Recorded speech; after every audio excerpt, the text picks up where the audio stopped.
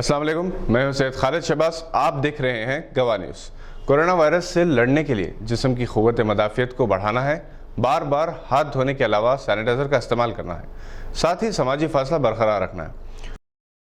Doctor Daniel Ericsson और doctor आर्टिन ने, जो अमेरिका के मशहूर डॉक्टर्स में शुमार किए जाते हैं, इनका कहना है कि सैनिटाइज़र का बार बार इस्तेमाल और बार बार हाथ धोने से इम्यूनिटी सलाहियत कम हो जाती है। इन दोनों डॉक्टर्स ने, जो कोविड-19 पर काम कर रहे हैं, एक प्रेस कॉन्फ्रेंस में जिसे 80 लाख से ज़ायद अफराद ने देखी है और फॉक्स न्यूज़ समेत कई न्यूज़ चैनल्स पर वायरल हो गई है, कहा है कि कोविड-19 मौसमी फ्लू से ज़्यादा मुहल्लिक नहीं और इसकी शरह अमवात 0.03% है। उन्होंने कहा कि ज़्यादा हाथ धोने, एक दूसरे से दूर रहने और ज़्यादा जरासीम कश सैनिटाइजर्स का इस्तेमाल करने से इम्यून सिस्टम तबाह हो जाता है। इंसान का इम्यून सिस्टम बना है एक दूसरे के वायरस शेयर करने के लिए। जब हाथ मिला के वायरस बैक्टीरिया शेयर होते हैं तो नए किस्मों के वायरस के एंटीबॉडीज़ बनती हैं, जिससे ब्रॉड स्पेक्ट्रम एंटीबॉडी रिस्पॉन्स कहा जाता है। फिर जब कोई नया खतरनाक वायरस आता है, इससे मिलते जुलते कई वायरस से आप पहले ही से निमट चुके होते हैं तो वो इतना प्रॉब्लम नहीं करता। मिट्टी में खेलना, बच्चों का हर चीज़ मुंह में डाल लेना, बच्चों को गंद में खेलने का शौक, ये कुदरत की तरफ से नेचुरल वैक्सीन सिस्टम है। जिन मुल्कों में ये सब नहीं होता, जहाँ कुछ ज़्यादा ही सफाई का ख्याल होता है, वो कमज़ोर वायरस से भी मारे जाते हैं।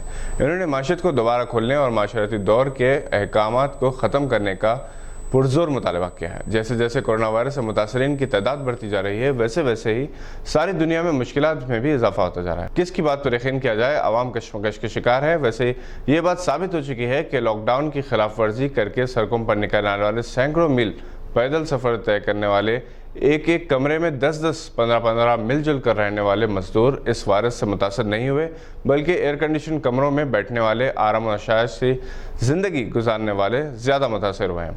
जो मरने वाले हैं वो बीमारी से कम, भूख से, थका देने वाले सफ़र से ज़्यादा मर रहे हैं। इसके अलावा हॉस्पिटल्स में इलाज की नाक़िस इंतज़ामात और इंफ्रास्ट्रक्चर की कमी भी इसकी अहम वजह है। पाकिस्तानी इंटरनेशनल एयरलाइंस के तैयारे के हादसे के बाद पाकिस्तान में सफ़े मातम बिछ चुकी है। 97 मुसाफिरीन जाँ बहक हुए हैं और 2 मुसाफिर करिश्माती तौर पर बच गए हैं। इनमें से एक मोहम्मद जुबैर हैं, जो इस हादसे के चश्मदीद गवाह भी हैं, जिनका कहना है कि एक तैयारे के दोनों इंजन फेल हो गए थे। पायलट ने जिन्ना इंटरनेशनल एयरपोर्ट कराची में लैंडिंग की कोशिश की, मगर इससे चंद सेकंड पहले ही तैयारा क्रैश हो गया। मोहम्मद जुबैर, जो प्लेन क्रैश के फौरी बाद बेहोश हो गए थे, जब होश में आए तो हर तरफ आग ही आग थी। वो सीट बेल्ट अनलॉक करके 10 फीट बुलंदी से नीचे कूद गए और इस तरह वो जिंदा बच गए। पाकिस्तान के वज़ीर-ए-आज़म इमरान खान ने तहकीकात का ऐलान किया है। तैयारा रिहायशी आबादी वाले इलाके में गिरा, जिसकी वजह से कई मकानात ज़मीबोस हो गए हैं और इनके मकीन भी हलाक हुए हैं। कोरोना वायरस लॉकडाउन के बाद पाकिस्तान में डोमेस्टिक सर्विसेज का आगाज़ हुआ था। हिंदुस्तानी वज़ीर-ए-आज़म ने भी इस हादसे पर अफसोस का इजहार किया, जबकि शत्रुघ्न सिन्हा ने अपने ट्वीट पैगाम के जरिए इस हादसे पर अफसोस का इजहार करते हुए कहा कि लवाक़ीन से हमदर्दी है और कहा कि ये कौमियत का नहीं बल्कि इंसानियत का मामला है। माइग्रेंट मजदूरों के मसाइल ख़त्म होने का नाम नहीं ले रहे हैं। पहले तो हज़ारों मील पैदल सफ़र कर रहे थे। कांग्रेस ने 1000 बसों की फराहमी की उत्तर प्रदेश हुकूमत को पेशकश की।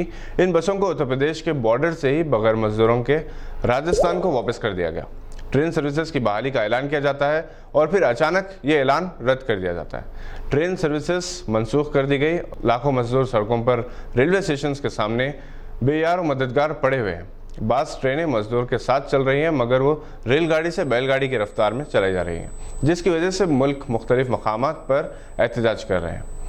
मजदूर इस कदर दिलबर्दाश्ता हैं कि इन्होंने हुकूमत की एक हामी और खुशामद पसंद टीवी चैनल के रिपोर्टर को बुरी तरह से मारपीट भी की, क्योंकि ये रिपोर्टर इन मजदूरों के सामने हुकूमत की तारीफ कर रहा था। नाजरीन, तालीमी इदारे अगले माह से खोल दिए जाएंगे। मुख्तलिफ इम्तहानात की तारीख का ऐलान हो चुका है। इस वक्त तालीमी इदारों और पेरेंट्स के दरमियान एक रसाकशी जारी है। हुकूमत की जानिब से तालीमी इदारों को हिदायत दी गई है कि वो फ़ीस की वसूली के लिए सख्ती ना करें, साथ ही वो टीचर्स और लेक्चरर्स की तनख्वाहें भी अदा करें।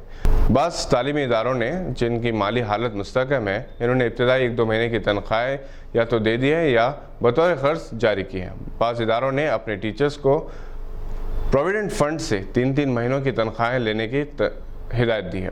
आमतौर पर प्राइवेट मैनेजमेंट स्कूल्स और कॉलेजेस हर साल नए टीचर्स और लेक्चरर्स का तकर्रुर करते हैं ताकि इनकी खिदमात को मुस्तकिल करने की नौबत ना सके। इन टीचर्स को 2 माह की छुट्टियों के दौरान तनख्वाह नहीं दी जाती। हाल ही में टीचर्स फेडरेशन ने बाकायदा ये ऐलान कर दिया था कि वो मई के महीने से टीचर्स को तनख्वाहें अदा करने के मौक़िफ़ में नहीं है, क्योंकि फ़ीस की वसूली ना होने की वजह से वो खुद मसाइल से दोचार हैं। ज़्यादातर प्राइवेट स्कूल्स और कॉलेजेस किराए की इमारतों में हैं, बैंकों के कर्जदार हैं। टीचर्स की तनख्वाहों की अदायगी का इन्हिसार स्टूडेंट्स की फ़ीस की वसूली पर ही है। कमोपेश 25% तलबा बासर शख्सियात की सिफारिश से अपनी फ़ीस में रियायत करवाते हैं, जिसका असर इनके मसारिफ पर होता है। प्राइवेट स्कूल्स और कॉलेजेस के ज़िम्मेदारों का कहना है कि हुकूमत ने यकीनन इंसानी हमदर्दी की बुनियाद पर फ़ीस की वसूली के लिए सख्ती ना करने और टीचर्स को तनख्वाहों की अदायगी के लिए हिदायत दी है।